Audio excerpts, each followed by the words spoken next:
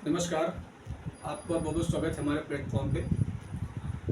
Actually UPSC aspirant के लिए मैं एक कोर्स लॉन्च करने जा रहा हूँ जिसमें जीएस पेपर सेकंड पूरा कंप्लीट किया जाएगा। ये जीएस पेपर सेकंड पूरा कंप्लीट किया जाएगा। इसमें आपको प्री प्लस मेंस आपको पूरा सिलेबस कंप्लीट किया जाएगा। इसका जो सिलेबस है, पहला पॉलिटी, उसके बाद में गवर्नेंस, उसके बाद में आपका है IR international relations and social justice. ये आपका जीएस का कंप्लीट सिलेबस है।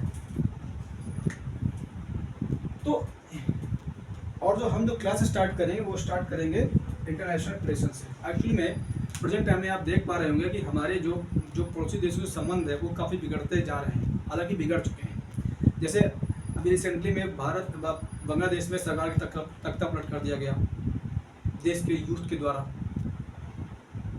शेख हसीना वहाँ से भाग खड़ी हुई, अदरवाइज उनकी हत्या भी हो सकती थी।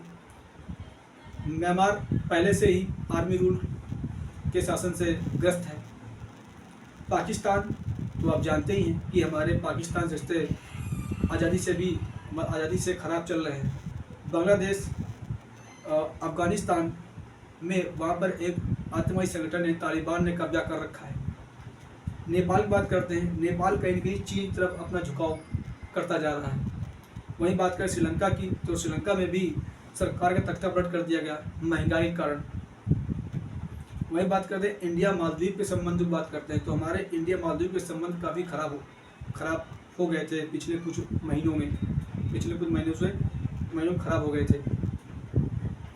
उसके बाद में बात करते हैं, हाँ, हमारा एक पड़ोसी देश है भूटान, उससे हमारे संबंध मधुर हैं, उससे हमारे संबंध अच्छे चल रहे हैं।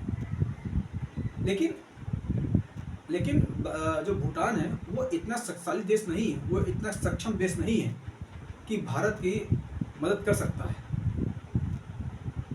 वो उतना सक्षम देश नहीं है, लेकिन फिर भी भूटान से जो हमारे संबंध है वो कहीं न कहीं जियो पॉलिटिक्स के लिए बहुत ही इम्पोर्टेंट रोल प्ले करते हैं, क्योंकि नेपाल और भूटान ये दो बफर स्टेट हैं।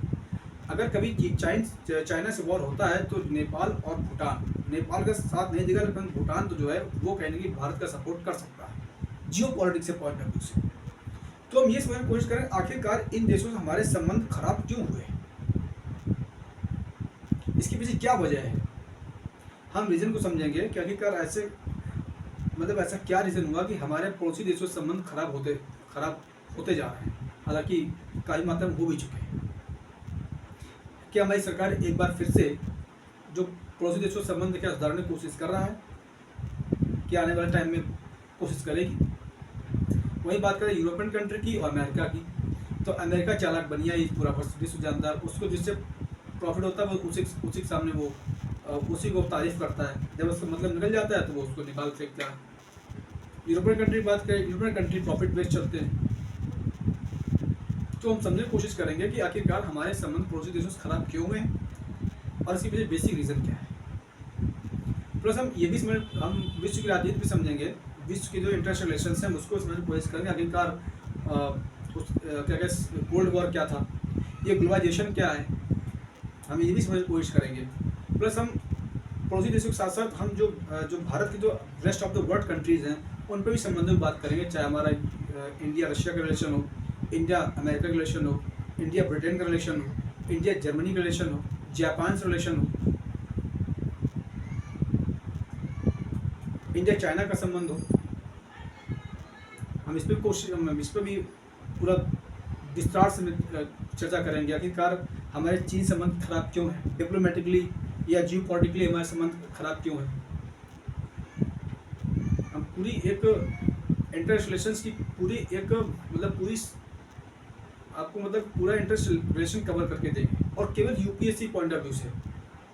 क्योंकि आजकल जो मार्केट में जो आपको नोट्स है, जो टीचर पढ़ा रहे हैं, वो मेरा मानना है कि वो ओल्ड मेथड से पढ़ा रहे हैं, और जबकि प्रेजेंट टाइम में यूपीएससी क्वेश्चन सेट कर रही है वो काफ़ी डिफरेंट है। जो क्वेश्चन का लेवल है वो मॉडर्न कर दिया है। वो क्या करता है, बेसिस और करंट दोनों को ऐड करके क्वेश्चन सेट कर रही है, वो भी इंटरनेशनल लेवल पे अच्छे क्वेश्चंस हो। यूपीएससी कोट कर रही है अपने पेपर में। तो अगर आपको बेहतर कंटेंट चाहिए यूपीएससी, केवल यूपीएससी पॉइंट ऑफ व्यू से, तो कृपया हमारे प्लेटफॉर्म जुड़िए। और मंडे से इंट्रेंस रिलेशंस क्लास स्टार्ट हो जाएंगी आपकी, जिसमें इंट्रेंस रिलेशन पूरा कवर करेंगे, उसके बाद कवर करेंगे पूरा पॉलिटी, फिर गवर्नेंस, फिर सोशल जस्टिस। तो आपका पूरा का पूरा कंप्लीट पैकेज दूंगा आपको करके। आप बोलते हैं जय हिंद जय भारत।